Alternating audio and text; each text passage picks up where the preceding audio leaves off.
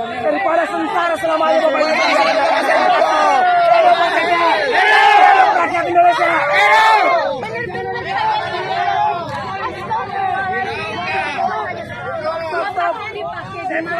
Hidup rakyat, Bu.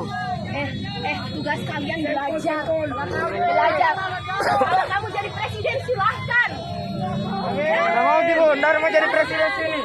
Saya mau jadi uang. Astaga, masih anak mahasiswa kayak begini juga. Kamu udah ngerugiin banyak orang. Lihat. Orang yang tersiksa. Pemerintah kasih naik harga. Hati-hati. Hati-hati, cuma bisa nyanyi. Apaan? Hati-hati. Provokasi. Bikin malu, sumpah saya malu. Saya itu orang Makassar, tapi saya malu. Beneran, nggak intelek banget. Kamu kalau mau protes, silakan ke depan gedung DPRD. Di mana? Nggak di sini. Siapa yang mau dengar? Sekarang kamu to the point nggak sama orangnya?